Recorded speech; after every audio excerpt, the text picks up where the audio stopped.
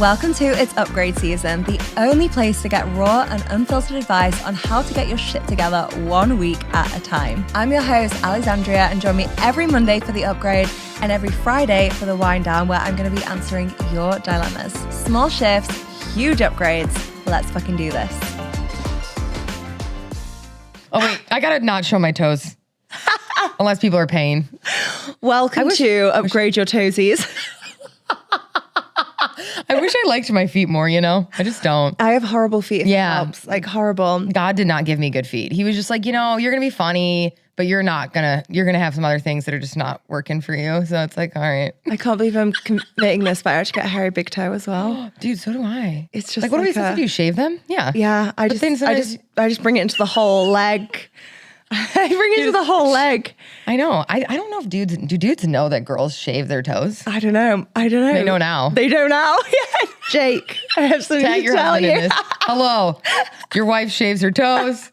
Oh my God, I love this. What do they think we do? Like, you got to do something with it. But I forget, you know, like once every few months, I'll just. I mean, they have really hairy toes, and that seems to be okay. Yeah. We need to make this like a socially acceptable thing that women, we need to get t-shirts. Free the hairy toes. Free the hairy toes. Why can I actually see this being a movement though? It's like so unfair. I'm looking at my hairy toe now. It's so unfair that they get to just have all their hairs sprawled out and we have to shave everything. Do you know, come on, man. My toes are actually really disgusting as well. This is such an embarrassing story. I went for like those full body MRIs the other day, you know, the Pronuvo things. Yeah. And I will get weird. I'm like a calm person. I get something weird in my head and I like freak out. I got myself convinced that my sparkly nail varnish was going to like set off the MRI and my toenails were going to be pulled out by the MRI machine. And they were going to be like. So I was literally the night before like hacking with this dodgy pair of nail scissors I found, like trying to cut down as much nail polish as possible. That's so like, funny. But towards some nail varnish, my toes are still intact. I told the technician before I went in, she looked at me like I was batshit. Yeah. She was like, it's okay. And then fucking Jake went in with his wedding rings on. Oh, wow. And it didn't matter? No, he still has his fingers. I've heard about this. Oh my gosh. Yeah. Wow. Yeah. I need to do this test maybe.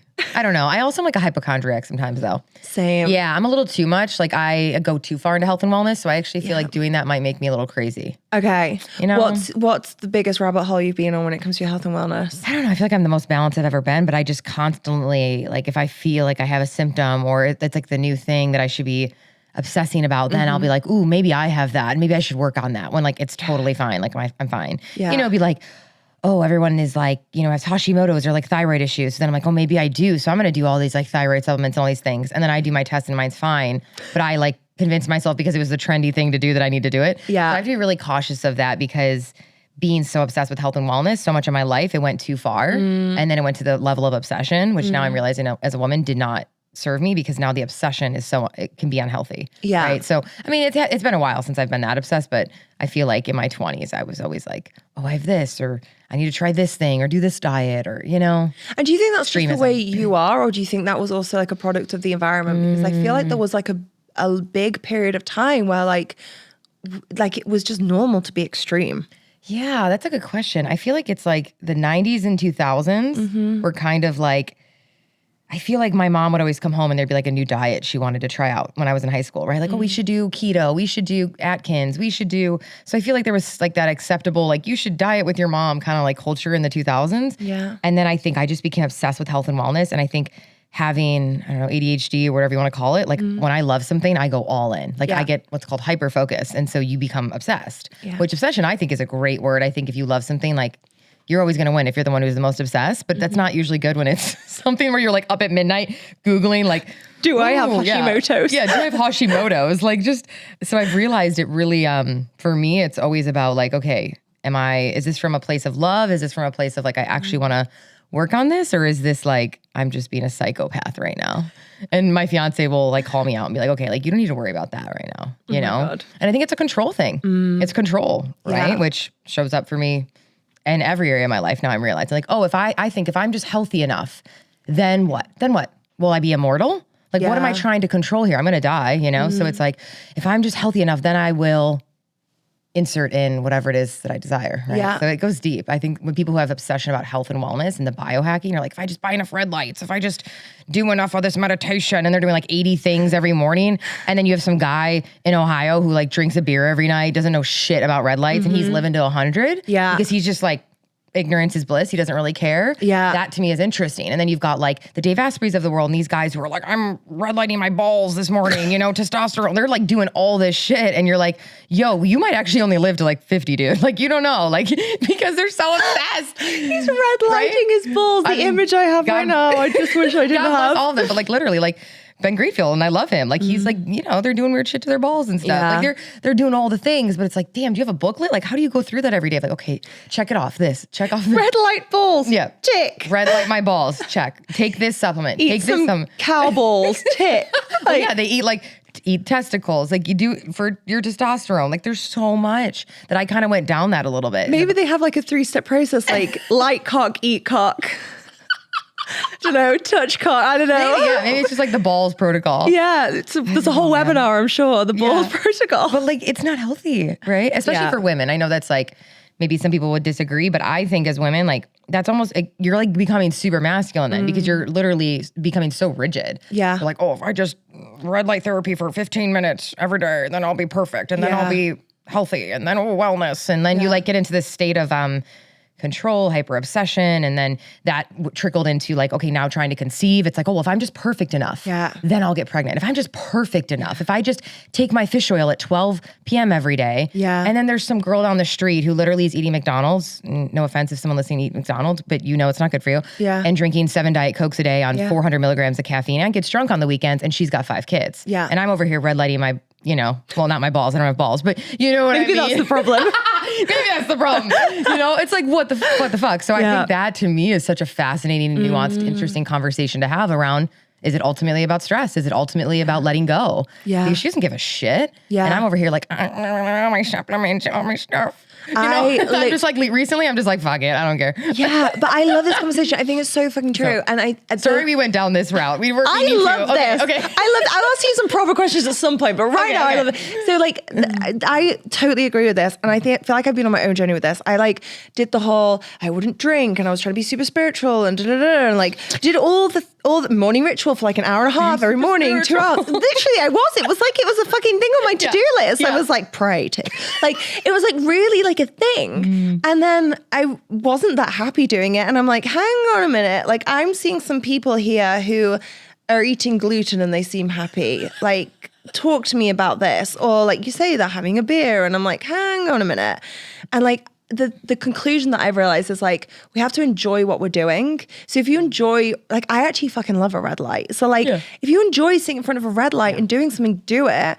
But like, if you think there's going to be this tick list, but it's also fucking annoying because like, how much easier would it be if we could just take our fish oil at fucking 12 p.m. and miracles would happen and we would just be like, good to go, you know? Yeah, it is so interesting because to me, I think joy and being happy is being spiritual. Like if you see someone right now, what we're doing is spiritual. You're loving this. I'm enjoying this. This is a conversation. This is also your work. This is your purpose. This is spiritual. We're living in alignment with who we are. We're saying what's honest for us and we're sharing our gifts. That is the most spiritual thing you can do, is live a life that you enjoy with the people you love.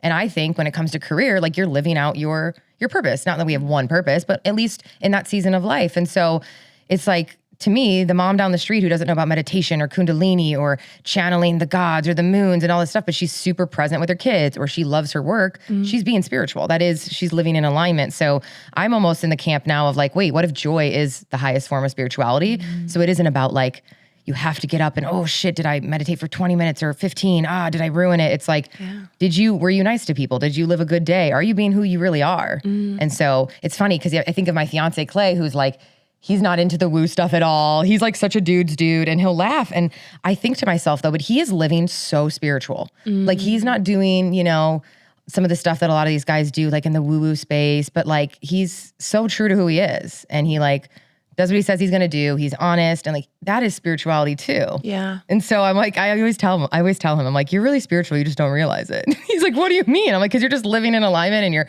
working hard and you're doing the right thing. And like, that is, to me, also spirituality. It's not like, oh, you flipped a tarot card in the morning. He's not going to wake up and be like, oh, what did my card say today? You know? How did you guys meet? I want to know how you guys met. Yeah, we have a really funny story because it similar to the what I said in the circle we were in the other day is like it was so like unplanned and it was so random, and I was still with my ex-boyfriend at the time, but I knew it wasn't the one, and I was hosting my big large event in San Diego called Pays to Be Brave. This is which one did he drop the note off at? 2018. And all of a sudden, we're in the hotel at the end, the event's over, and my mom comes up to me and she's like, hey, some guy dropped off a note downstairs. And I was like, what? And so we called him Creepy Note Guy for like a few days because I was like, who's this guy? So I was like, oh, interesting. And I read the note and it's so sweet. It was like, this is amazing what you've done. I'm so proud of you, da da da. And I was like, oh, Creepy Note Guy. Like, I just called him Creepy Note Guy. And my friends were like, oh, that's really nice. I'm like, yeah, but I was still with my boyfriend at the time, this guy. So he was like, who's that? I'm like, I don't really know. I know of him. I know of him in the community in San Diego. I know he's an entrepreneur, but I don't really know much more than that. But this is really nice of him. Like, thought maybe he wanted to like network, be on my podcast. Who knows, right? Yeah. And so then time went by and he just kept pursuing me, writing me notes, sending me flowers. Like, it just became this whole thing where a year later, then we ended up dating. Yeah. And so, but it all started with this note that he wrote at my event. And then my ex and I split up, and then we would just kind of stay in contact. I didn't think anything of it. I think because then I was like dating bros and just like, guys who eat egg whites all day and are just, just don't do anything else other than eat their egg whites and their protein broccoli, powder. chicken, rice. Just total bros. Yeah. Who weren't the best people for me, but I thought like, these fitness bros were what I needed. And so, yeah, I kind of always knew that he was there and we would talk and he was so funny and nice and witty. And then it kind of just like snowballed after that. But it all started because he wrote a note. Oh my gosh, I love I know. that. And my boyfriend at the time was like, who's this guy? And I was like, I don't really know either. And now it's so funny to think, I don't know if he knows I ended up with the note guy. I don't know. I don't talk to him, right? Again, now you know. Yeah, I mean, if he listens to your show, he knows.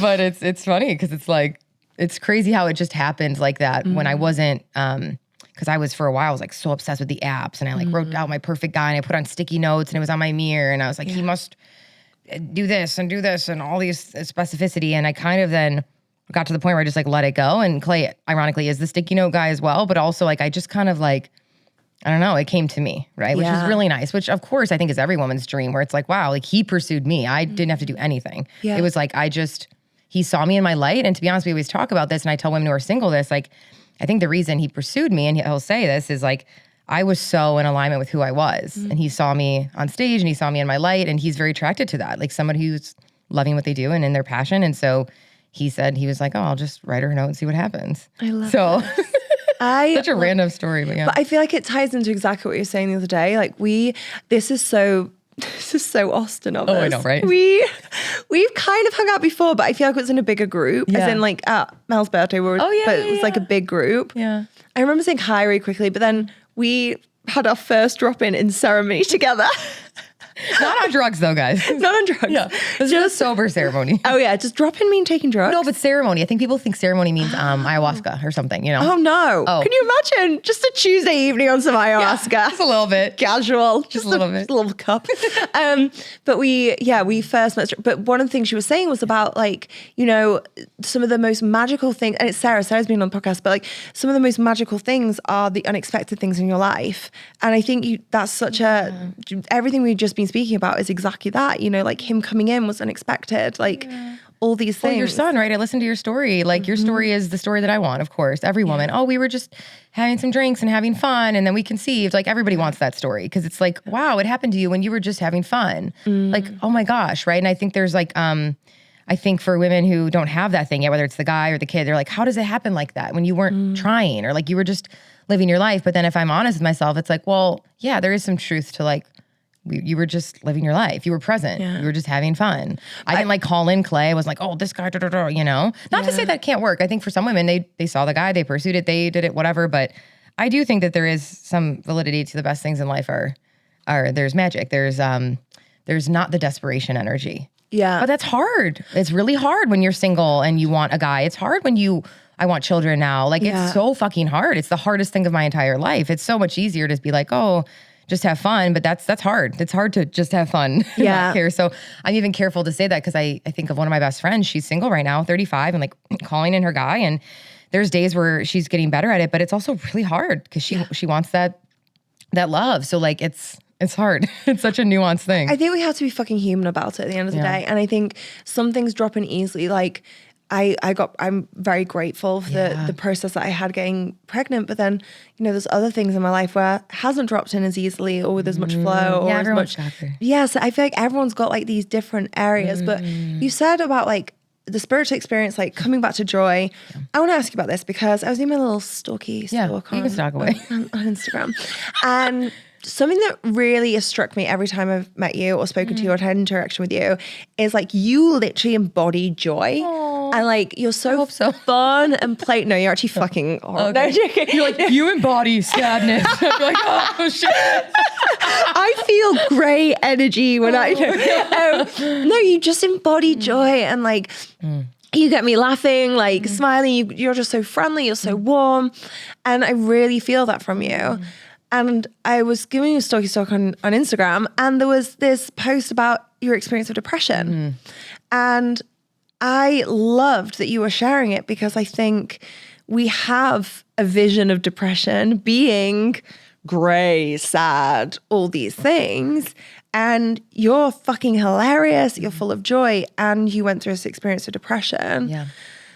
Talk me through this. Like, how was it navigating those two experiences? Yeah, I think it's really interesting because I think a lot of times people think if people are in, whether it's like high functioning depression or whatever it is, that they're not also having moments of joy and happiness. And it's not like, I think in the movies, people assume that depression is you're in bed, you can't get out of bed and that's it. And for some people that is their experience. And for some people, it's just a low level of like misalignment or like this dullness. Yeah. So I call it like a high functioning depression where essentially you're still living your life and you're still functioning through things, but there's this feeling of like something's missing or like this isn't, something is off a little bit. And I think that's almost sometimes can be worse because from the outside, people don't see it and they don't know. And so, yeah, I think it was just such an interesting last few years for me and now ironically on the other side of it, I'm so passionate to talk about what I like learned from it already. But I think I really let the rush of like, okay, got to get engaged and then I got to get married and then I got to have kids and such anxiety behind that. And when those things weren't happening just immediately, I then spiraled into a depression thinking like I'm behind, there's something wrong with me. And I just let it take over my life and it consumed everything. And it was so sad because it was like, how did I let this, that's not how this is supposed to be. Like, why did I let this be all consuming? And I think women don't talk about it enough, but especially when you're in that season of trying to conceive, it's like, it literally can be all consuming for your brain. Like you literally are thinking about nothing else. And then you just, it's so draining. It's so fucking draining. Whether the woman listening, it's been 1 month, whether it's been a year, whether it's been some people, it's like 10 years. Yeah. And I don't think that's my story, but it's like, God, it doesn't matter. It all is valid, right? Because I don't think you have to, I've been trying for 10 years to only be valid of sadness. Like it's a mind fuck. Yeah. And I think that really, I allowed that because I'm taking some responsibility for it. I allowed that to really be like, this all-consuming thing. And then it got worse. And so then I'm becoming almost the victim of it and I'm spiraling in it. And it wasn't until I really had like this wake-up call moment where I hit my rock bottom with it, where I was like, this isn't even working. Like I have two options here. Like I'm either going to become a psychotic psycho bitch about this, or I'm going to like just kind of, I have to just like surrender and let it go a little bit instead of thinking it's got to be, again, going back to the perfectionism of the wellness stuff, right? Of like, well, if I just pee on enough sticks, if I just and it's like you become a psycho person. And I'm like, who is this woman? This is a version of myself I've never even met. Yeah. So I'm meeting a new person and my partner's meeting a new person who he didn't meet and he didn't sign up for.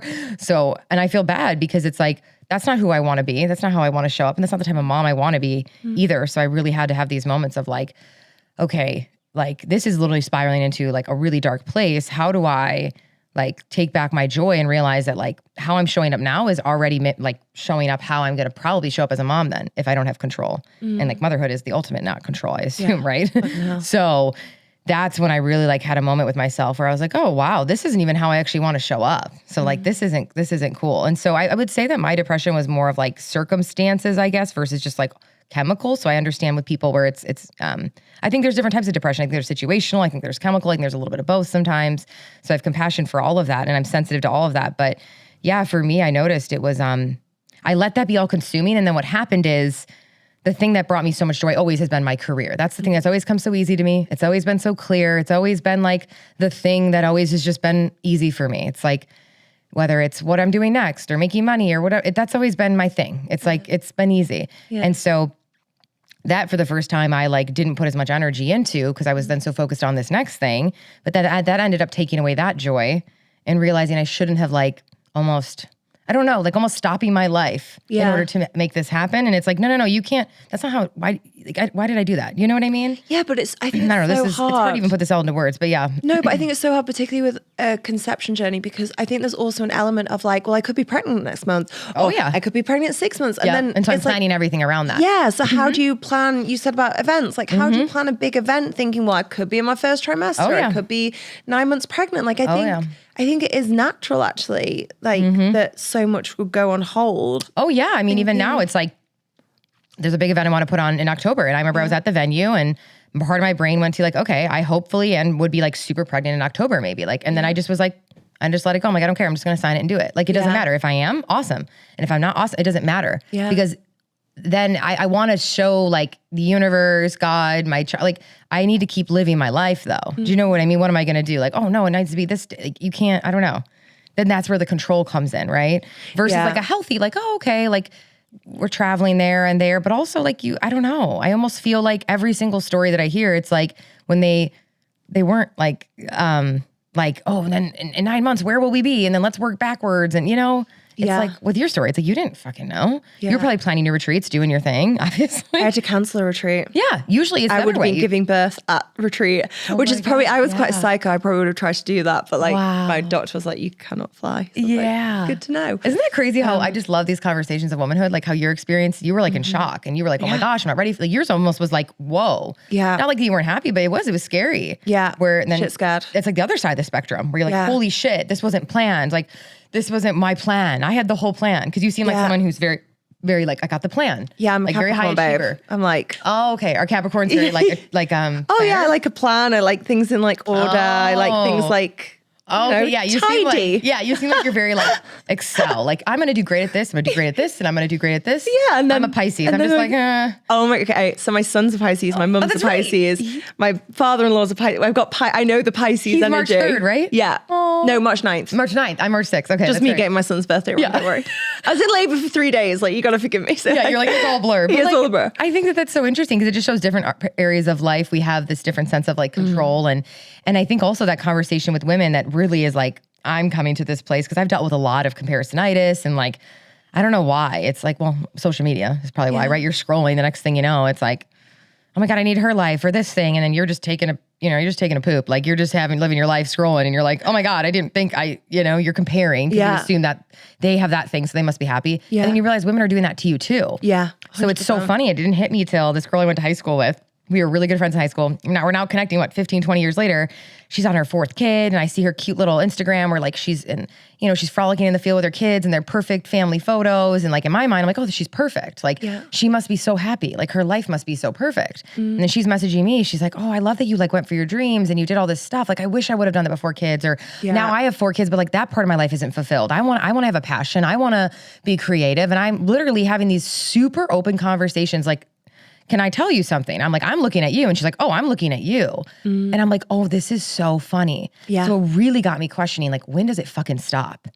When does it stop and when is enough? Because if God would have given me that life path, would I still be like, oh, well, now I'd be feeling it about something else. Yeah. So like, where does it come in where you just have to have this like level of contentment and gratitude of where you're at and realize that every woman's dealing with like, oh, the grass might be a little bit greener there. Yeah. The grass might be a little bit greener there. And even I said to you in ceremony, I was like, oh my God, like you have a kid. How could you have anything that you're even worried about? Right? That assumption is so unhealthy to think that I think because you have this thing. Yeah. It's like someone assuming because I have a business or I have money or whatever, like aren't you just perfect? It's like, what? Yeah. Like it's almost comical. Yeah. You're like, what do you mean, dude? Like being an entrepreneur is the greatest thing ever happened to me and it's the most difficult thing. And it comes with so much headaches. Yeah. So it's funny that someone would scroll and assume like, look at her. She must just be so happy. You're like, well, there's a lot of context behind that. So it's the same thing with marriage or motherhood, Yeah. And so this radical, like what I've been thinking about a lot lately is this like women taking back their own happiness. Like we're responsible for our own happiness. Because if we're putting it into these things that we assume, well, if I'm just an entrepreneur, I'll be happy. Okay. And then if I'm just a wife, I'll be happy. Okay. And if just like, once I have these things and can check them off a list, then I'll be happy. Yeah. It's like, okay, what if I hand you all those things and you're still not happy? right? And that's what's been this like really interesting conversation I've been having with a lot of girlfriends is like this assumption, this fairy tale we've been sold since little girls, but Disney, right? A guy's gonna come sweep you off your feet. Yeah. And then you'll be happy because you'll be taken care of. Yeah. Okay. And then what? Okay, then you have a kid. Okay, then you'll have another one. Okay, then you'll be fulfilled. And then you're done. And it's like, well, no, because if that was true, every single woman, there's billions of them right now who are married with children and have a great job, would all just be happy, but they're not. Yeah. So then what is the recipe? If they're still not happy and I gave them the things that Disney told us would work. And so then that's where I'm like, oh shit, I better figure this out now myself. Yeah. So then I think there's also a piece there as well though. Like what about after that? Because like I've had clients before, I've had clients before who are like the empty nesters, they call them, where I didn't think the about kids that. then leave. Yeah, exactly. Because Disney cuts off when you're in your prime and everything's fucking great. You're right. And the you're kids like, grow up and they're 18 and frolicking in the field with your 4 kids on your family photo shoot. They're in the field. They're always frolicking. If I post a photo in a field, just call me. This is no. I can't do these field photos. I want that for you, babe. Yeah, maybe I will. Come on, maybe an ironic one or just something. But like, it cuts off. Yeah. What about when all the kids leave home and you've not worked for 15 years, 20 years, 18 years, whatever it is, and you've been a taxi service and you've done all these things. Obviously, I've not lived this experience yet, but I've had so many clients that have come through it, and you're like, oh, who am I? What do I do? Like, I think there's so many points. I didn't even think of that, right? Because I'm just like in the moment now of like, oh, pregnancy and babies. Yeah, but it's like, well, they grow up. They will grow up. Yeah, it's terrifying. And then, and then you still have your partner, ideally. You guys stayed together, of course. And then you've got they grow up, they have their own lives. Yeah. There are their own people who are going to grow up and have their own lives. Yeah, and I want to live next door to them, but they don't want that. Yeah. You want to keep them in your house forever. Yeah. Until he's 50, So I think there's all these things. I think it's really interesting. I want to talk more about this. So I think you were saying that about like we are responsible for our own joy because we can't keep anchoring on these external things all the time. Yeah. Do you think there's also an element where we've become overly responsible?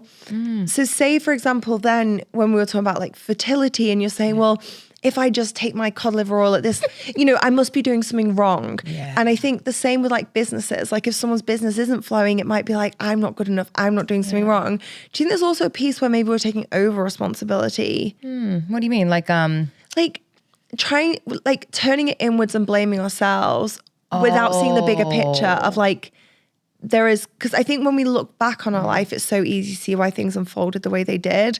And I think that's the most frustrating part because you look back and you're like, why wasn't I just fucking happy? Because it was all going to work out. Yeah. I was just clinging on to this idea of how it should be. Yeah. Maybe there's also a piece of like letting go and let God. Like, like I think there's a balance, the responsibility and letting go. How are you finding this balance? That's such a good question. I feel like that almost is the dance that I'm in, right? It's like I'm responsible for my own joy. And part of that is the letting is a surrender, like in order to get to that joy for myself, right? And the biggest thing I've read, because I love studying like relationship stuff and marriage stuff, that's the next season of my life, and I think it's so fascinating. And I heard this woman's quote, and our relationship coach that we work with even said this to us.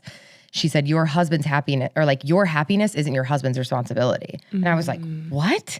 My initial reaction was like, yeah, it is. What do you mean? We're partners. Like, isn't that the whole point? Disney told me he comes along, he makes me happy, and then then I go off into the sunset. What do you mean? This is the movie. Did you regret paying her at that moment? I did not pay you this. Shh. I'm like, I paid this bitch a lot of money.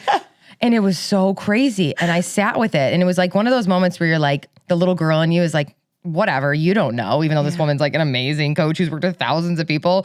And I'm over here like, she doesn't know, whatever. She's stupid. She doesn't know. And then I was like, why does this hurt? Like, why does this sting? Oh, because she's probably right. She's older. She's wiser. This is what she does. Yeah. And it was so interesting to see my partner too, be like, yeah, like we work better when you actually take responsibility for your own happiness. If both people come together, like to me, relationships aren't 50-50. They're 100-100. Yeah. If I'm fucking happy and joyful and I'm taking responsibility for that and not waking up in like a naggy, anxious, damsel in distress energy of like, well, you better save me. You better make me happy. That's not attractive, obviously, to a man. And also it's like this interesting, like when I take care of that and he takes care of his and we come together, then we're fucking really powerful. Yeah. And I kind of knew that, but I actually I don't think I really sat with that. I think there was a huge part of me that's still inside was like, no, I'm the princess and you come save me. What do you mean? And it's really scary and sad, but I'm like, damn, maybe I really needed to come to this realization before motherhood. Like, it's really powerful, but like, I needed to almost have that because then if not, what am I doing? I'm creating codependency too. And not to say your husband and your children are going to bring you so much fucking happiness. I cannot wait for that to be probably my obsession and my purpose is being a mom. But also, how do I also maintain some sovereignty of like my happiness, right? Because then what happens is you're creating codependency. And I had this. I had a mother who her entire life and the reason she woke up and took a breath was to be a mother. And that's fine. But in that process, she gave up passions, hobbies, friends, career, anything, just so she could make us our lunch all day long and never miss a fucking lunch where she could cut the chicken fingers and make the little, and it was almost like this martyrism a little bit. Yeah. And what happened is, of course, my mom is my fucking best friend. And what else do you think happened to the extreme of that? We can't cut the umbilical cord. You know what I mean? I'm still attached to it in a sense. Yeah. Because I need her and she needs me. We need each other. Yeah. And so I've been thinking of that a lot lately, like, oh shit. Like, I don't know, like, is that really what a good mom is? Or is a good mom like also someone who's like, hey, I'm also showing you that like I'm a whole person too. So then you can mirror this and mimic this one day. Yeah. Not like, look, I need you to breathe and you need me to breathe. And if I'm with you 23 hours of the 24 hours a day, then I'm a good mom. It's almost like this, like, I'm envisioning like just staring at me while I sleep, right? Where it's like, I love you so much, that it's like, don't ever leave me. And it's like, oh shit. So, I think that, I don't know. I think, again, I don't have the answers to this, right? Fuck, I'm not a parent yet. But also, like, there is something interesting to say about this nuanced conversation of, like, I'm sure it's the hardest thing in the world to do. And it's probably the healthiest when it's like, can you maintain some level of, I'm happy and joyful, and this is an addition to my life. Yeah. You're adding on to this richness that I already have versus like you're coming in and you're filling a hole and now we're codependent.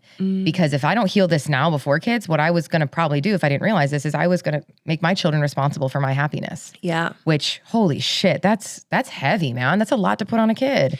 Do you know, right? I realize this. I don't know. I mean, you're a parent, so you know more than me. I'm just like talking about these epiphanies Can I just I've been say, having. I feel like I'm like, oh shit, okay, I'm a dog mom. No, that is a mom. That is real life true. mom. That still First of all. counts. Secondly, like I am just sat here just like really in awe of you, of how much you like actually fucking think these things through prior to getting into a situation as well. Because like I've had a lot of time to think. It's been a year now. I've had a lot of time to sit. you're like, I didn't want this. I thought I could bring the very first time I tried, right? Yeah. So I was just like, what did you do? Just pee on a stick. Yeah. No. So what do you think happened in the last 12, 13, 40 months? I've gone deep. But what a powerful journey to go on real and deep. like have these questions and have these things. But Yeah. going back to what you just said, I actually, you know that song like You Are My Sunshine. my only I remember singing that to Leo really early on because I think he was just screaming and I was like, I don't know what to do. I'm just going to sing something. Yeah. And I was listening to the lyrics and I was like, this song is fucked up.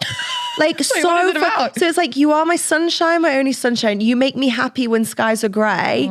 You'll never know just how much I love you. Please don't take my sunshine away.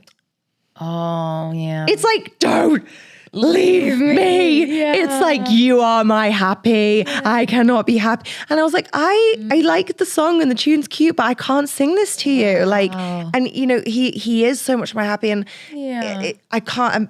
You can't imagine life without him now. Probably. No, oh, but God, yeah. but then there's also like I can't put that on him. I can't make that the be all and the end all. And I think How do you do that though? How do you not like? I mean, maybe it's like similar to a relationship. There's a honeymoon phase, right? When you first meet your guy, like me and Clay, it's like, oh my God, we don't have 1 second away from each other. We're obsessed. And then a few years in, I'm like, yeah, go play pickleball for 5 hours. Love ya. Like there's a healthy, you know. So I don't know. I'm hoping. I assume like when you first have your baby, you're just like, oh my God, this is. I can't imagine. Like my nephew, he's 5 months old. He was over yesterday.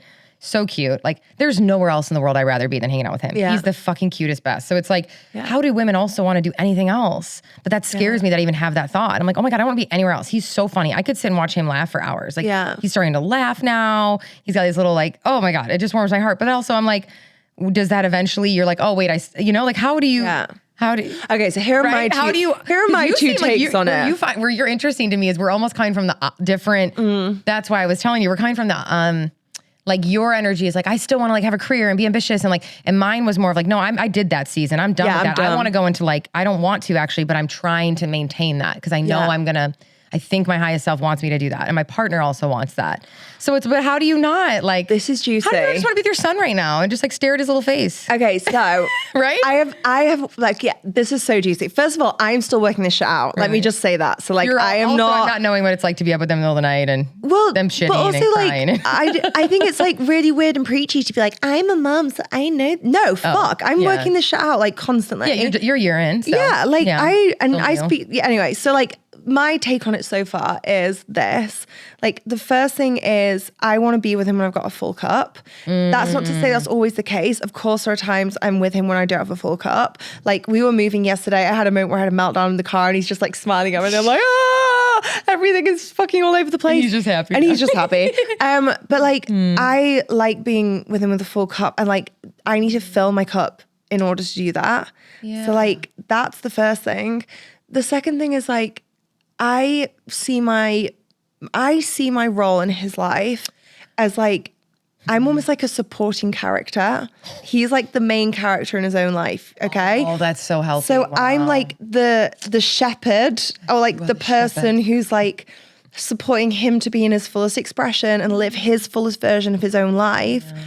It's not he's come into my life as my be all and my end all, so that, you know, I make everything about him. To think, wow, but that's powerful. But I had it with loads of things. Like, I didn't always want to know his chart. I have like come around to that. Like, but I didn't want to know his chart to begin with and things like this, because I was like, I don't want to project who I need you to be or want you to be or think you should be. I want to like observe you growing into this, whoever you're going to be, and I'm almost like an observer. Obviously, I'm not just a complete observer. Like, oh, you can change your own diaper, dude. Like, you're like, watching him. Stare at him. Just watch him. But like, that's were you my always take that on way? it. Like, when you found out, like right before, like the year before you got pregnant, even, were you like in very like most of your 20s, and now you're what, 32? I think so, or 33. I can't remember. Okay, yeah, but you're younger than me. Yeah. So then were you always like that? Like, I want to, like, you always had a good sense of like, okay, but when I have kids though, I'm still going to like want to do my thing. Even if I wanted kids at points. Oh, okay. Yeah, there was a point where I was like, I'm not sure that's my journey. Yeah. I'm like, I'm not sure that's my journey. And then to be fair, like, I'd reached a point where I was like, no, I do want kids. It is part of my journey. I didn't have an image of being like a stay-at-home mom. But this is everyone's unique. So your image was like kids, stay at home. Well, my image, it's called first principles, I guess. There's a saying where basically it's super subconscious. You're going to mother how your mother did because you think that's what's necessary, which is weird though, because my children, what they need is they need me to be there. You know what I mean? That's not their mom for a reason. If you believe in like the reasons the souls came down. So 100%. The fact that we even think like, well, I'm going to do it exactly how she did because then it'll work. It's like, these are different people, a different time, a different mother. Well, these souls they came through me, not her. So, but we do it. So what's happening now is I can tell the season's going to be happening obviously somewhat soon. It's like, I'm doing that. I'm already like, okay, well, I got to quit everything and I'm just going to like frolic in the backyard and I'm going to make all the lunch. I'm going to be a stay-at-home mom, like the very traditional stay-at-home mom, which I think is a beautiful fucking job, obviously. Yeah. And I almost like, it's so extreme though from where it's kind of coming from of like this initial idea of like, well, I'm going to be ambitious and then I'm going to probably work part-time and then get help, and more of like a dance of like the both. And I just kind of was like, all right, well, the minute I find out I'm pregnant that day, all right, well, I'll just quit everything and just see ya. Like bye. And Clay was just like, what? Like, what the fuck are you doing? Like, that's not, what are you doing? And I'm like, I don't know. What do you mean? That's what you're supposed to do. And he was just like, what are you doing? Almost like you're acting like, you know, like obviously things are going to shift and change, but you're not going to all of a sudden like become this whole new person, Angie, no offense. Like that's not really, and I didn't even realize I was doing that already. Like I preemptively have already been like, okay, well, I'm just going to nest and I'm going to not do this. And I need to shut down everything. And I'm just going to, I'm just a milk machine. And here we go. Like, and he kind of was like, that caused a lot of issues with us because that's not what he signed up for. And he was just like, wait, what's happening? Like, so you were like, I'm ready to be the housewife. And he was like, no, babe. He was just like, that's not who I met. Like, what do you mean? And I was like, oh, I don't know. And so it is interesting that we start to play out what we think is like what you have to do. And so, and I think also like I worked so much in my 20s, and I mean, my 20s were like the girl boss era, you know, where it was like crushing it and making all this money and pushing and doing all this stuff. So I think what happened is like, I just got burnt out. And so instead of going to the middle, which is where the answers usually are, is somewhere right in the middle, the beautiful middle. I think I play with the fringes, and I think I wanted to know like, well, I'll just go to the completely other side of the spectrum, right? Yeah. And it's like, okay, hold on.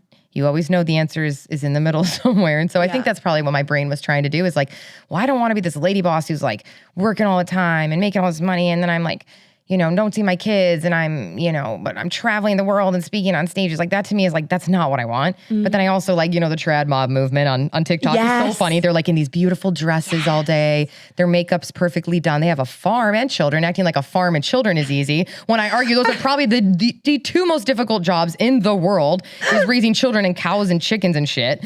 And they're like, but with ease, and there's music playing. And she's like, I saw one making literal individual pieces of cereal the other day. I was like the homemade, she also had time for sourdough in addition to her makeup, and she's frolicking, right? And she's just breastfeeding her babies in a field while the cows are like, moo, and I'm like, I want that life. That looks so easy. She looks like she's free. She looks so calm, right? And then the behind the scenes I'm hearing, because my friend like lives next to one of these girls who's like a trad mom influencer. She's like, dude, it's the biggest shit show of my life. Like her cows are like, one's dying, one's running over here. Like she's stressed. Like, and I'm like, oh, that's not what's in the video. They are selling us a light, right? Yeah, I'm sorry. Every woman looks at that and is like, what a fucking dream. That looks so calm. That looks so maybe not everyone, but I've definitely looked at that and been like, maybe I should be a trad. What is it? Like a trad wife. Where you need a farm. And like, but dude, like farms are so much work. Yeah, I know. You got to maintain the animals and the feed and the food and the land. Like that's a lot of responsibility. That's not like, oh, you're just sitting there doing nothing. Like, oh, I'm in my feminine. No, you're fucking feeding you got animals to keep alive.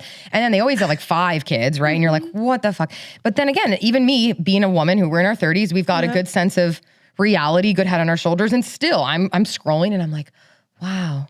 Maybe that's what I should do with my life, And Clay's like, what the fuck? I don't even have a chicken. And I'm like, no, this is going to be my life. And he's like, no, it's not. Like, why are you such an extremist? I'm like, I don't know, but this girl looks happy, And their name's always like Rose, And she's just like, you never see her husband though. You're like, where the fuck is he? Like, how are you doing all of this right He's out working, bringing home the bacon. I don't know, enough to feed 5 children and these, like, that's very expensive. He's like an arms dealer. Oh, he's literally a drug dealer. Totally a drug dealer because he supplies all the cocaine in the North of America. Because the fantasy too that this is a very like humble life. Like we're just making bread. It's very expensive to be running a farm and land, and you have a $3 million modern farmhouse with 5 children. Yeah. That's very expensive. And eating all organic. All organic. That's shit's expensive. Yeah. So again, it's all a fucking lie. So basically, you got to find what works for you, right? Yeah. Who knows? I think different seasons of life. I think my life is going to be, unfortunately, somewhere right in the middle.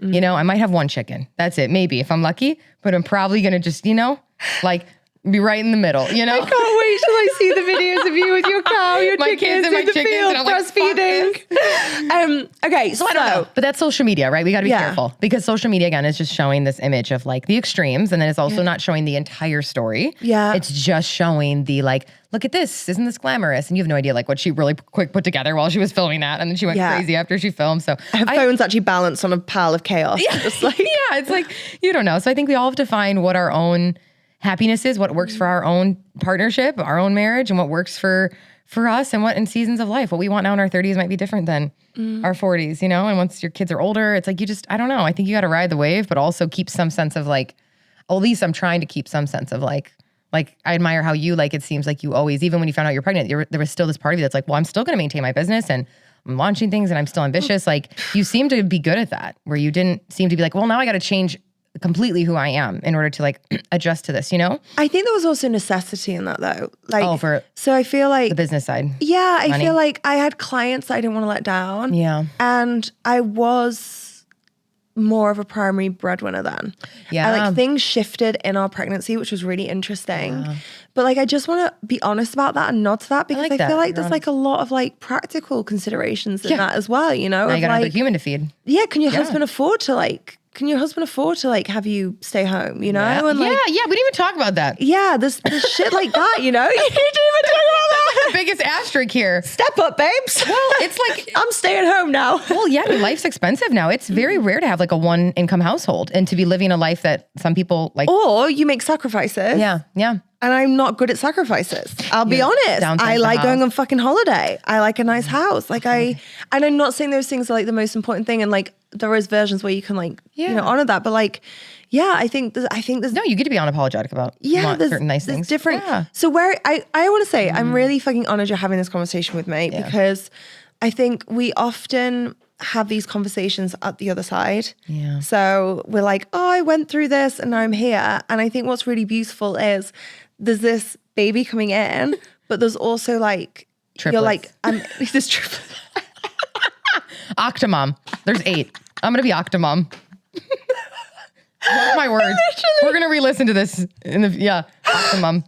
I just know that's what God's going to do. He's going to be like, oh, here you go, bitch. You wanted this. Here you go. Here's 8.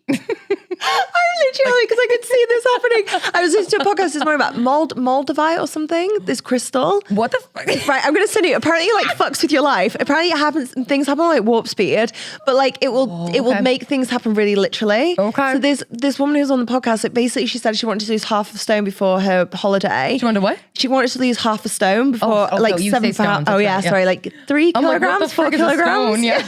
Why did she want to lose her stones? Was she on a farm? No, she wanted to lose like 4 kilograms before holiday, and it like sent her like the worst stomach bug ever, and she just shut herself like 4 days. So like apparently it fucks with you in that kind of way. Okay. So 8 babies coming in. Octomom. Like that lady, Kate plus 8. But in this middle place. Yeah. How have you found this sense of joy and contentment and surrender whilst moving towards having 8 babies? Yeah, when I'm Octomom. The Octomom life. You should just change your handle now. Angie plus 8. Yeah, just manifest the shit out of that and then be like, this was the worst thing to manifest ever. It's interesting. I think I realized, and this seems so simple but so powerful, is I have 2 choices. I either am like sad and anxious about it and trying to be controlling or enjoy the ride. Enjoy the fucking ride, And it's like, I think life is fast, but life is short. Life is short. It's long, but it's short. And so I think that I'm going to look back. I already know I'm going to look back because this has happened other times in life. We can all do this where you look back and you wish, man, I wish I would have just enjoyed the journey. Yeah. Fuck, I wish I would have just had more fun. What was I doing? It was all going to work out in some way. Like, what the fuck? Yeah. So when you realize that, it's like, I literally have 2 choices. Like, I'm either sad and depressed about this and I'm psychopath about it, or I'm like, oh, I'm going to enjoy the journey. And that's what happened in the ceremony we were in. Of course, that's like what she tuned in. She went around and said something to each of us. And I think did she also whisper something to you? Yeah. Okay, good. I'm like, did she just whisper something in my ear? No, it's just you. What did she say, Octomama? So I feel like she said something different to all of us. And she was just like, it just felt so fucking like clear. And it was like, have as much fucking fun as possible. And it was like, enjoy the ride. And I was like, yeah, if that's my only assignment right now, like, let's go. Let's like see if I can have just the most fun as possible. Because if not, what's my alternative? You think my kid's like, yep, keep stressing about it. I'll be there. Like, I don't know. That doesn't seem like that's really serving me, and it didn't serve me.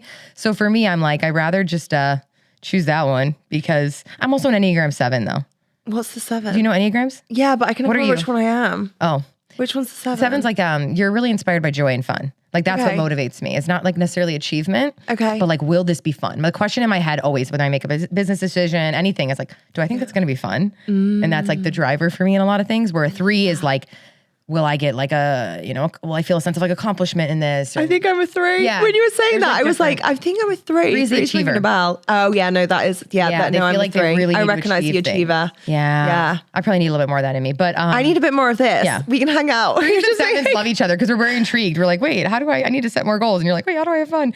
So yeah, I think, I don't know. Again, even when she said that to me, I was like, that seems to be the reoccurring thing that keeps coming up. Yeah. Whenever I've shared this with someone, whether it's like therapists or healers or whatever, over the last year, they've all been like, I don't know why I just need to tell you this, but like, you just gotta have fun. And I like, you're the queen of fun. So like, it's weird that you almost like forgot that is what you do. Yeah. And you're thinking that this thing is gonna come to you when you're like, do what you just do best. Like, have fucking fun. And so I'm just like, all right, here we go. I feel like I'm on a roller coaster that I'm like, That's kind of fun though. Don't you think that's life though? Like, I think that's such a good rule for fucking life. Just like have some fun. Like I am so probably as a 3. I find it, I take life very seriously sometimes. And I have to like pull my head out the sand and be like, it's not that fucking deep. Yeah. Like we think it's that deep and it's actually not that deep.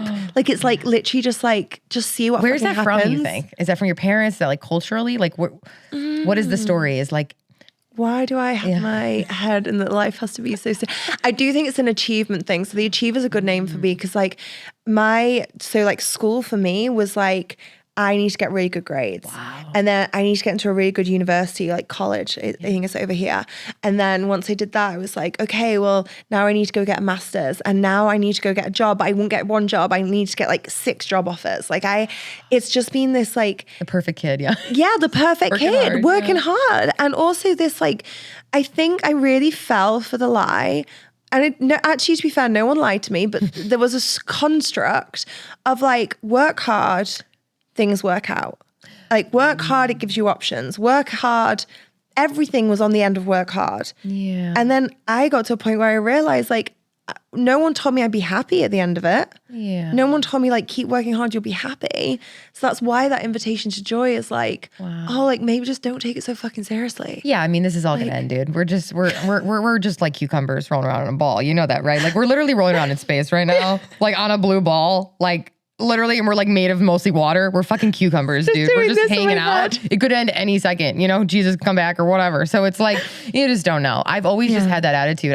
I find that maybe sometimes too far, but I don't take things too seriously. I'm just like, oh, but it's like in that looseness, like that's when like good shit happens, right? Because then you're like, that's when you get the idea for the business. That's when people are attracted to that energy. I think genuinely that's why my brand is my brand. Women feel this sense of like, oh, I want to go to her event. I want to go do that thing because it's fun. Yeah. And so for me, it's like, I think that we're all craving this like levity in a sense, especially in the spiritual world that can get so deep and it's so heavy and it's like, heal all your childhood wounds. And it's like, I don't know if we're supposed to heal all of them. Honestly, I just don't. I think maybe pick a few and then move on. Pick your top 2. Pick your top 2. Because what are you going to do? Be in like deep therapy every day for the rest of your life? But some people are. You're not. It's not feasible. Yeah, but some people are. I think they're stuck in the healing portal of like, I can't, I'm healing. And then when do you live? You're always healing. They're always healing. And then they're like, oh, I did ayahuasca for like the 10th time. But then they like still can't find a job. And you're like, oh my God, what's going on? The eye is not working. It's not working. Leave the eye alone. Let's come back out. Let's have some fun. Yeah. And I also think behind this is like really deep, but I think behind the achiever is, of course, everybody, right?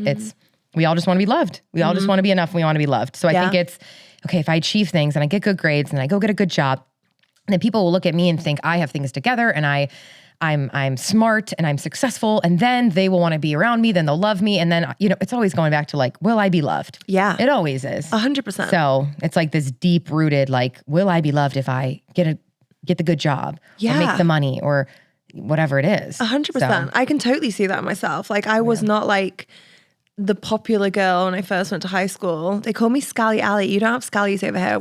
How would I describe a scally? It was called like a chav. It's like a tacky, like trashy, like, how would I describe it? It wasn't a term of endearment, put it that way. Maybe it would be like, is it like trailer trash they say? And like, like I was basically, it's that like, I guess it's like the UK equivalent. So I was like Scally Alley when I went to school. I had fucking braces. I had glasses. I just had everything working against me. I didn't speak posh. I went to this school that was posher and everyone spoke posh. I didn't speak posh. They called me Scally Alley. It's like, I do think just so many things is like. Is that actually a term, speaking posh? Yeah. Posh is like Posh is like the queen. Oh, it's like not that posh maybe. Like right now though, because I don't know the difference. Like, okay, so your accent, Natalie's accent, and then Mel's, are they all different? Yeah, all different. Yeah, all different. Can you not hear that we're all different? No. Okay. So you have to realize that because I'm wondering if you hear that the difference between me, I'm from Chicago, so I have a Midwest accent. So my A's are really long. Like mom is long, like how I say mom. Chicago. Yeah, we say Chicago. But then like someone from the West Coast, if we put us all in a row, I wonder if you would hear the difference of just the dialects between the nation. I'm getting there, but I'm not quite there yet. Because you guys are all from very different places, right? Okay. Yeah. So, but I hear you guys pretty similar. But I'm like, wait, is somebody more posh? Is somebody more, how does this? To be fair, I think we've all been neutralized quite a lot by like living abroad. But Natalie's got like some Geordie in her. Geordie's like, why I man? I can't do it. This is like, so bad. Jordan? People like Newcastle's like up north. She's not from, I don't think she's from actually Newcastle, but anyway, it's like Geordie is like this like, and then Mel's from Midlands. So Midlands, I can't actually do a good Midlands impression. And then I'm from Manchester. So Manchester's like, we say like Bath, not Bath. Bath. Ooh. There's like Bath would be more posh. Yeah, bath would be more No, bath would be more posh. Bath is like Bath. bath. Right. Oh my gosh, Okay, no, give I me say some. bath. Give me school me. So Chicago's what? Well, like I would say, okay, like this is how I'd say, like, Mom, I got to go to the bathroom. Like you hear, Mom, like my I A's gotta are go probably to the pretty long. bathroom. Yeah, Mom, I got to Okay. go to the bathroom. Like it's very like our A's are super long, I guess. Yeah. And like kind of nasally. So like, Mom, I got to go. Mom, where's the bathroom? Like kids in school would be like, say bathroom again, because how I say bathroom, I guess is. So I get that confused in New York, like New York, or is that Yeah, different? New York is a little bit more like I don't even know how to do a New York accent. New York is, and then like, yeah, there's like Jersey, New York, like the East Coast. I mean, Chicago's almost the East Coast, but it's a little bit more nasally A, and then New York's more of like, their O's are, I think, a little different, but New York. Oh, like, yeah. So, and then LA, you know, it'd be like, they like have a little bit more like a Valley girl, maybe, or like a, Do me a valley girl. I mean, like, it's like, I'm trying to think of something to say. She's going to Air One. It's like, oh my gosh, we're going to Erewhon today. Like, oh my gosh, you know, like they're a little bit more like, it's like a higher pitch and like it has like more like a question mark. Like, I don't know, you know. Yeah, it goes up at the end. But don't they like drag out? Is that like LA girl as well? Slightly drag. Going to Where's the store. Yeah, like, are you going to yoga? Yeah. Like, it's a little bit longer. Yeah, and you're like, dude, that's a long, it's a long word. So yeah, but it's all just different, but that's what's so fun. Yeah, right? I love it. But I forget that. And then once in a while, even here in Austin now, I'll get someone say like, oh, are you from the Midwest? They can hear it. And they're like, oh yeah, I'm from Chicago. So, cause I did Chicago and then I did LA for a year or two, San Diego, and then here. So I did like a circle. So I've experienced. Okay. Why did you leave? I mean, it was 2020 and we were just like, oh, we don't want to be in California anymore. It's kind of going crazy. And Clay was like, oh, should we go to Austin? And I knew like maybe one or two people. He had so many friends here. I'd only been here like once to the airport. So I was like, fuck no, I'm not going to go move to hot as balls, Texas, you know? And we Hot as balls from Texas and the red lights. Yeah, I was like, people are weird there. Like, what the fuck? And then here we are 3 years later, man. So, and this is our life now. So Do you think you'll be here forever? I don't know forever, but I really feel like now with like my brothers here, my family is now here. It's like so many friends now. Ironically, Oh my God, hang on, talk me through this. How did your whole family end up here then? Yeah, it's crazy. Well, because with Soul, we own Soul together, my brother and I, and with taxes, this is a very sexy side of business. With taxes, we can't be in California really because when we sell, it's like they would take a lot of it. So Mike knew like, okay, I probably have to move to like Texas or Florida anyway. So I was like, oh, come to Austin for a year or two, and we'll like, you know, be here together, and it's going to be great. And so. Then he came here, and then one of my best friends from Chicago came here, and then everybody kind of just, without me trying, just slowly started to come here. Yeah. And now it's become this whole thing. So I'm like, oh, my whole life is here now. I can't imagine myself in San Diego now full time, even though I love San Diego. I mean, you've been, right? No. It's probably, I'm trying to think it's similar to, well, you've been to like Bali and I stuff. don't know why I looked so shocked when I said that. And I was like, no. Yeah, because it's beautiful. It's cool. Because I mean, it's not like, it's got areas that are super beautiful and very tropical.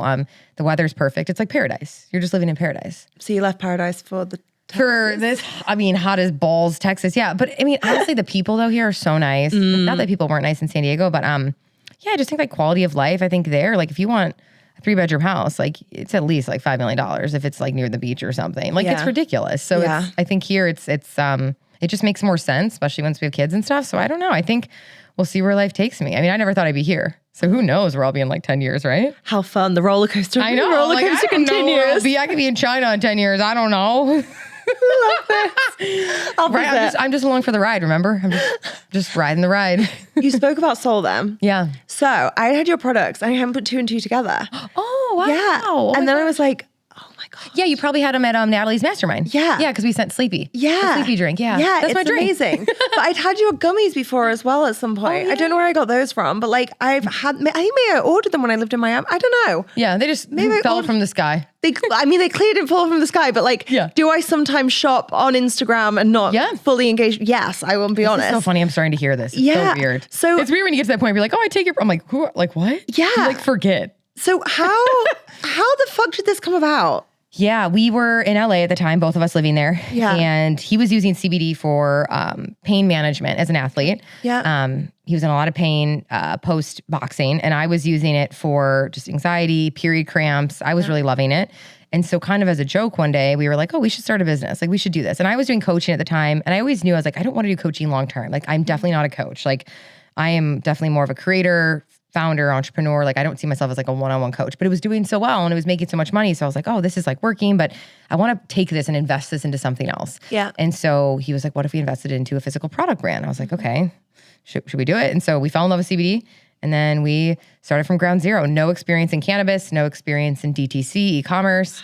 And we Googled pretty much everything. We hired mentors who were a few years ahead of us. Yeah. And now, gosh, how many years later? It's been 6-7 years. And now we have a huge team and it's blown up into something bigger than we really anticipated. We knew it'd be like a small business and do well because I had an audience, Mike had an audience. So like we knew initially would at least have some customers. Yeah. But which is why I'm a huge fan of telling people if they want to start a physical product brand, first just build your audience first. Yeah. It'd be so much easier to launch. But we never knew it'd become what it has. And so it's been a crazy ass ride. My brother's the CEO. I am not the CEO. People like to think I am, which is cute and funny. Why is that cute and funny? I don't know, because I don't see myself as CEO at all. I like have no desire to be a CEO. Yeah. To me, a CEO, like you're just in a lot of Excel sheets. Yeah, meetings, Excel sheets. No, I'm more of the creative. So I do a lot of the creative, a lot of the ideas for the new products, the brand positioning, everything from some of the copy. I've consulted the copywriter. I do a lot of the actual like the labels, like editing what I think that should Branding look like. is amazing. The branding. Yeah, that's a lot of where like I put my creative energy into, but Yeah. I'm not managing like all the employees and all the logistics and the Yeah. operational stuff. So we have a COO who's doing all of that. But yeah, it's been a crazy ride, man. And now we launched these microdose gummies, which have blown up and have been our biggest seller. So we're like, oh wow, now we're going into the microdose space, which just happened like without even really like intent. Like we knew it'd do well, but we didn't realize it would do this well. So now we're like, oh, now we're going to go into maybe drinks and basically get into know about these. What's the microdose? So it's THC, CBD. Okay. But very, very, very small amount of THC. So probably, the smallest one has 1.5, which is such a small amount. If you take one, you might not even feel it. Very light sense of euphoria, bliss, anti-anxiety.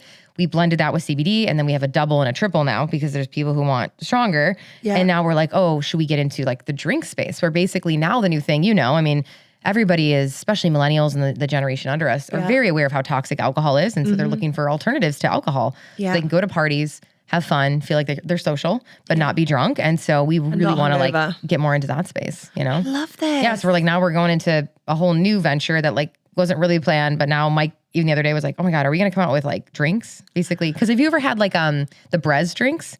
The little like, it's called Breeze or Brez. Those are like little ones that are at parties a lot now where they have a little bit of THC. So you just feel this like, oh, they like silver. Yeah. Yes. No, I have had one of these. Is similar to that. Where I gave my mum really one. Growing.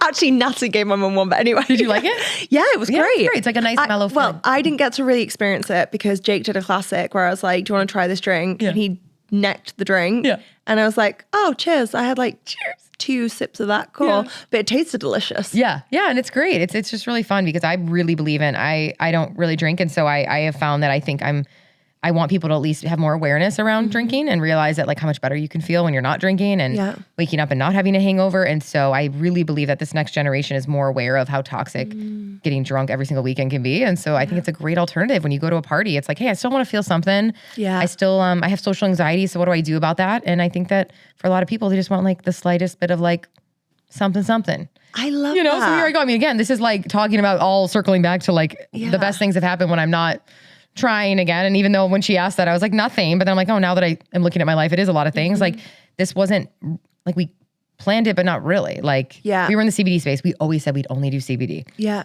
And then now here we're in the THC because everybody is really wanting it right now. I love it. So I can vouch as well for the help for the sleep because we're moving house at the moment and the house is chaos and I don't cope with like my surroundings being in chaos. And I also been on my laptop late, which I like never really do. I'm normally like, I'm such a grandma. I'm like book in bed kind of girl. Baby grandma, yeah. Literally baby grandma. And but yeah, I've been on my laptop because I've been ordering shit and just like sorting shit out. And I've been taking it at night to help me sleep. And like, oh, the drink or the gummy? I took the drink and the gummy. Ooh, wow. No, I've not done them both together, but like I've done both. I've had drinks some nights and gummies some nights. Okay. And like, oh my God, just like. That's amazing. Yeah. It's such a nice deep sleep. The mom crew is like our demographic. Yeah. Because they're like, I'm really trying to get my sleep back. And I'm also wondering though, like how, if it works too well, if you're like hearing your kid in the middle of the night, you know what I mean? I'm like, I'm kind of worried for these moms. I'm like, okay, like don't take too many gummies. You're going to really be out of it. You know what I'm saying? I've heard Leo so far. Yeah. But maybe it just coincided. He started sleeping through the night as soon as I start taking them. Hey. No, just give him one. Yeah. Just a little gummy. He's old enough. He's 1. He can chew on a little. I mean, honestly, it probably would be fine. I love this that you just went there. Yeah, I mean, there's people who are giving their toddlers like a corner of our gummy. Oh yeah, a little bit of CBD. Oh my gosh. Yeah, so many moms. I mean, we legally like obviously can't be like, oh, give this to your kids, but the testimonials. I mean, we have women who, middle school kids especially, they're like, oh, I give it to my kid like 1 10 milligram gummy, which is like nothing. It's so low. And it tastes like a little gummy. It's delicious, and these kids are performing better at school because they're just a little less stressed. And it's just CBD. I mean, we're born with an endocannabinoid system, all mammals. So we have the receptors ready to take it in. I think it's extremely healthy, and especially for the people who it's an alternative to things like alcohol. I mean, there's zero toxicity level to CBD. You could technically eat our whole jar of the 30-day supply and nothing would happen to you. You might get sleepy. You might get a stomachache because of the gummy, but you're not going to die. You know, you're not going to be super high or anything because there's no hallucinogenic to CBD. So that's what I like about it. It's a really, really safe plant. And I think a lot of people now are realizing that they can use it for a lot of things. So it's definitely rewritten my like vision of what it is, because I definitely just had the vision of younger parties, people smoking it, and like as I've got older, I was too scared to take it breastfeeding, so I didn't realize it could have been. I know that's mixed too, right? I would say that's my second biggest DM I get is I'm breastfeeding. Do you think I should take this? I'm like, I always have to voice her back. I'm like, legally consult your doctor. You know, like, you know, like what does he say? Even though who knows who her doctor is and what he knows, but can you imagine go to the doctor? Hello, doctor, I want a microdose. Yeah.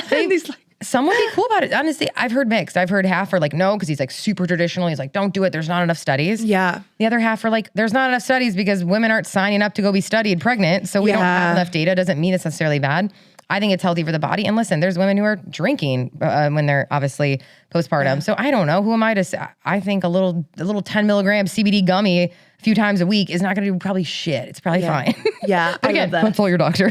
Oh my God, no, but it is so true. It's so annoying. Everything is like, consult your doctor. Like, I know. We all fucking like, give me an answer. Yeah. It's like, but what does our doctors know now with like new integrative medicine and all these modalities and stuff, right? Because there's some women where microdosing mushrooms, that's a different microdose, but microdosing mushrooms literally improved and saved their mental health postpartum. So, but then if you go to a traditional MD, he might be like, no, don't do mushrooms. They're illegal. It's like, well, for some women, if it's between that and a Prozac, like absolutely go do mushrooms over obviously maybe an antidepressant that might have some side effects to it. So it's like, to me, choose whatever's going to make you calm and bring you peace and is healthy and it doesn't have crazy side effects. That's amazing for you.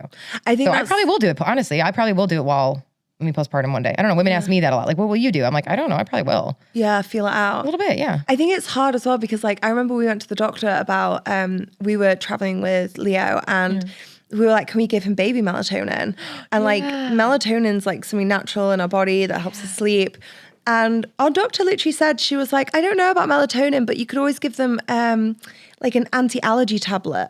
And I'm like, surely that's more dodgy. Like, surely it's more dodgy to give him like a antihistamine, that was it, when he's not having an allergic reaction to knock him out, than it is to give him a little bit of baby melatonin. How many milligrams is the baby melatonin? Like 0.5? Oh, I don't, to be fair, they were chill about it. They were like, I'm sure it's fine. But like, it just made me laugh that we know more about like the drug rather than the like a little bit of baby melatonin. Well, that's a different episode for a different day. But you know, I mean, yeah, it's the medical system. That's where do you think they make money? They make money from prescriptions, and they're not taught a lot about these natural supplements. You know, they're not taught about nutrition, and so to them, they're like, well, it's more studied that he could take this. It's not studied yet. When melatonin in super small dosage, if you take a 1 milligram melatonin, which I do sometimes, just one, and break that off and give him like a corner of that, so he's having like 0.4 milligrams. I mean, oh my gosh. Yeah. Like that's such a small amount. It's going to be fine. So it's going to be fine. He's going to be fine. Look at me. I'm like, he's fine. Honked out on the plane. Yeah. I feel like hopefully I'll be like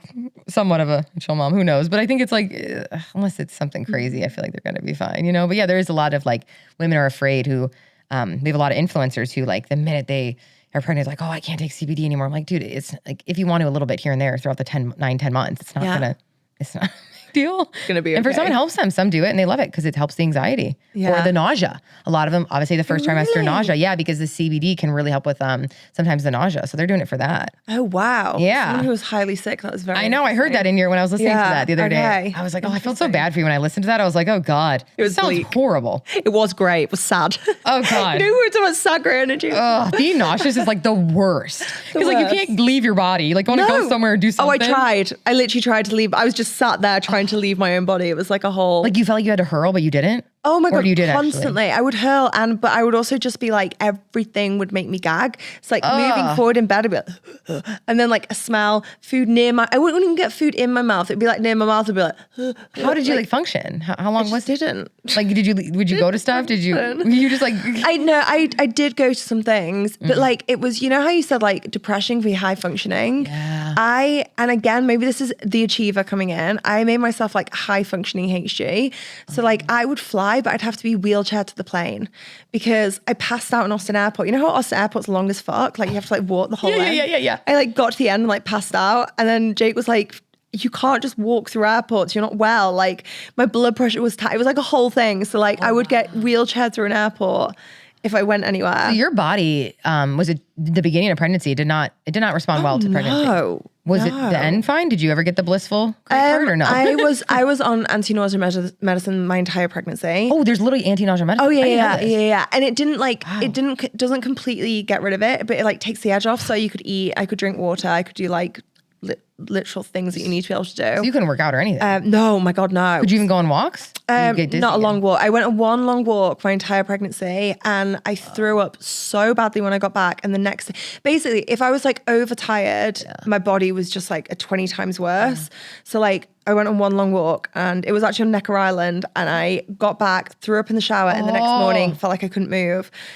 So yeah, it was like a whole thing. I lost all my like strength. Dude, all this my like is crazy. Yeah, it's wild. But you won't have this. Well, I'm gonna Kate +8, so yeah, I am gonna. You Yeah, I mean, this is a little 8 bit plus rare. 8. That is rare. I haven't heard. That's rare. It's like I'm always cautious of telling that story as well, of being course. like, but then No, I'm good at like that's it's not mine. You know what I mean? Yeah. I'm pretty good at like, Yeah. oh, wow, that's fascinating because I'm such a curious person. I was the same with birth But then I'm like, stories. no, okay. Hopefully that doesn't.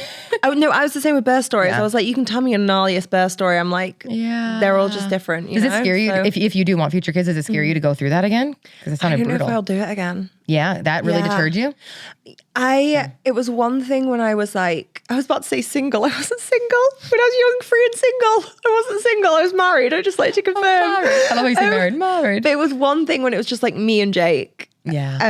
You know, and that's it. Oh, now. But like having Leo and that, I'm like, I don't know if I could do that again. Wow. And also I was then paralyzed. Like, it was like just so much. There was just so much that I'm just not sure that's my journey. So you're kind of like in the, which is fucking beautiful. You're in the like, I don't know, maybe every year we'll revisit if we want to have more kids. Like you're going to think about it in a year or two. And I feel like just enjoy this season right now. Yeah, I mean, and there's that thing that you were talking about, like, you know, the timeline that you don't mean to be on, but you kind of accidentally end up on. So like part of me is like, I think this year I'll probably freeze my eggs. Oh, okay, yeah. So I feel like we'll go on that journey. Wow. I'll freeze my eggs and then I know I've got options. Yeah. And then I think we'll explore different options. Like what are different options? It might be a time thing. Like I have a family member who had it and she was like, after 5 years, she was like, I can do it once more and once more only. And like she just needed time. Yeah. But I don't know. It's just a lot mentally as well, you know? I was super depressed. Like it was just Your body just really, it's a Well, lot. it's like, I've heard like hereditary sometimes, like if your mom's experience was pretty rough, you know? So my mum didn't have it as rough, but my sister has it as well. Interesting. So This might be like, I always like think that's so fascinating because to me, it's like our bodies were born to do this. Like, why would it be such an adverse reaction to it? But also like, it's a lot going on in there. Yeah. I mean, a lot going on. And I don't know. Women used to die in childbirth a lot as well. You know, I always come back to that when we're like, our bodies were meant to do this. I was like, bitch, people died all the time. Right. Like, we didn't have the Instagram to tell us. You're right. I know. No, I'm like hospital birth girly one day. As much as I'm like so crunchy, like I hate hospitals, obviously, like who loves them? Yeah. Like that's where you go to like die and be sad. But also like, I don't think I want to be in my bathtub with some sage and crystals. You know what I'm saying? Like I need some, I don't know, like might need a machine there. Each their and like for sure. And I'm not brave enough to do it. But no, me neither. I knew I wasn't brave enough. I was like, no, I need you to tell me I'm not dying when I'm like really at the edge. Literally every 20 minutes, like you're good. You're not dying. You're good. You're good. Baby's alive. You're alive. We're all good. Keep going. Great. Thank you. I need someone in like who looks like a professional. Like you're not dying. Other than my freaking, Clay. I love him, but he's never done this either. So him telling me wouldn't be reassuring enough. I like need that reassurance. Every 20 minutes, you're not dying. You're good. Okay. This is exactly how it's supposed to go. And an epidural sounds amazing. Yeah. I have no like, I need to be a hero for anyone. Nope. Give me that right away. So the achiever at first, I was like, no, I shouldn't take an epidural. And then my doctor was like, you can kind of enjoy the birth and just like watch the baby come out. And I was like, that sounds great. I will take the epidural. I've heard it's awesome. I mean, mine was So- quite light. So like I actually, oh my God, I feel like I'm just like crushing Santa's not real today. Yeah. I actually still had labor in my ribs, which was really painful. So like I could feel so like it wasn't perfect, but I did get some rest. I did sleep a bit. Wow. There was a bit of sleep. I just knowing how crunchy I am. I mean, literally, I changed my mind on this even up to like a few months ago. I was like, You're going to be in the woods. Yeah, I was going to be in the woods. Like, I don't even take Tylenol. Like, look at me, you know? And now I'm like, after seeing all my friends go through it first, had to watch them all go first, and then my brother's girlfriend, and I was just like, all right, I've taken all the data, and I am going to the hospital. I'm going to get my nice little snack. Give me that epidural right away. I'm going to watch my movie. I'm going to fucking chill, okay? And I'm going to go home. No one's going to give a shit. And I don't need to post that guys, I was one with God and it was orgasmic and I was in union with the whatever, the blah, blah, blah priestess and I birthed my angel. No, I fucking epidural and I was watching Mean Girls, like I don't care. Like I'm just so unattached to this like magical story because I realized how much of it was just so I could post about it. Oh yeah. And so other women could go, wow, you're so magical. No, I'm just, it's all hard. Yeah. No matter how you get a kid here, like, I think it's fucking awesome. And it's hard, right? So like, I wish I'd spoken to you before I gave birth. Really? This would have been so good. I haven't done it yet, so I don't know shit. All I know is I know This is what I mean. You're so wise. I feel like you, like, to the hospital. And I just knew there'd be a moment where Jake would be like, that's absolutely fine, babe. And on the inside, he'd be like, are you fucking kidding me? We've set up a whole fucking shrine. All the candles. A shrine, the candles. It's going to take me half an hour to blow all the fucking candles if you want to leave. Like, I just knew that would be my reality. Wow. So I was like, let's just start where I'm going to end up. Let's be honest. Let's just like get I feel like it's also cool to just be like, almost like, again, going back to extremes. A lot of today was about like extremes in womanhood. It's like, you see the two stories, right? It's like they're the propagandas on both. You see like, if you have a child at home, they're going to die. It's like, no, millions of women do it and they're fine. Yeah. And you see like the hospitals they're going to treat you like shit. They're going to make you take all the fucking vaccines and crazy stuff. And they're going to take your kid away right away. And it's going to be so intense. Honestly, I've heard and I've seen both and I've been to both. And that actually isn't what I've seen in reality. I've seen beautiful hospitals here that my friends have gone to. I walked in and they were so chill, so supportive, completely respected all like your body, it's your baby, your choice of what you want to do with them as far as the things after. And it was great. And there was no like what the documentary says of like, they're just going to like take your kid away and start jabbing them with things, you know? Wasn't the experience. And then also at home, I've heard beautiful, great ones. I just had a friend who did it 2 weeks ago and it was great. And then I've also heard her be honest and like it was messy and the worst and the craziest thing and it was scary and we had to rush to the hospital then. And they ended up in the hospital. So it's like you realize at both extremes there isn't necessarily like a one way to do it. So I'm kind of like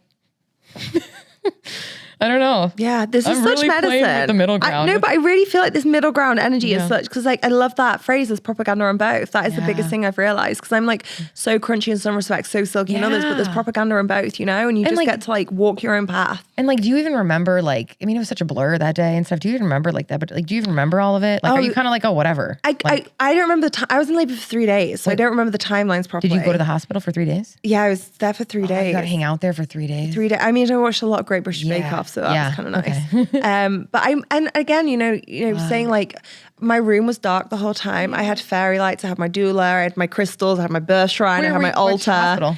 St. David's North. Yeah, I was going to say St. David's. Yeah, That's what I was about to say. Yeah, I had my private room. Yeah. I was great. St. David's is nice. Honestly. Also, that's what I was thinking about. Top tip for the epidural. Yeah. Empty your bowels first. There is a moment in labor. You're shitting. So you won't, no, so you don't shit, because like, you shit yourself quite often in labor. Yeah. But it's because your body just like releases everything. There is a moment beforehand you'll know, like this is, my body's pre-releasing. Get your epidural after the pre-release. Okay, so drink a lot of fiber. Yeah.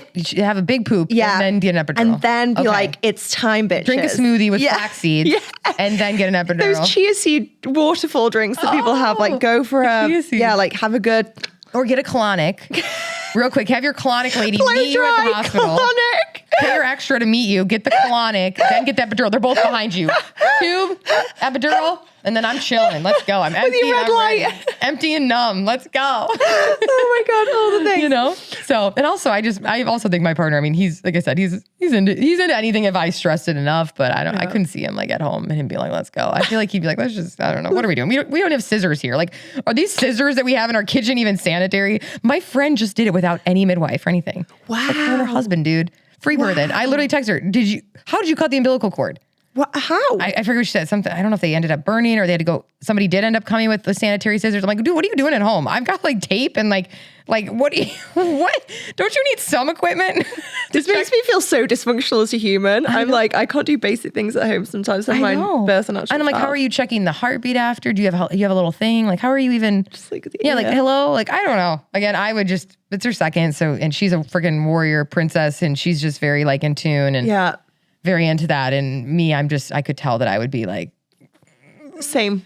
We have like Band-Aids in the closet, I think, in our first aid kit. Like it's just there in a tea towel. The baby's in the tea towel and it's not even clean. There's like avocado schmear on the side and you're like, We've got avocado oil, some Band-Aids, some CBD gummies. That should be enough, right? That's all you need. It's fine. Everything's fine. I love this. I don't know, man. If something went wrong with the kid, I don't want to have to get back in the car and go to the hospital, I'm like, just take me there. Well, that was the other thing. We were half an hour from the hospital and I was like, there's no way that I'm fucking laboring in the back of the car. They say wait until your contractions are pretty close. Why? And I was like, want to get in and out of the hospital. Time. Yeah. And I think you actually labor better at home for a while. Like your body's relaxed and stuff, well, supposedly.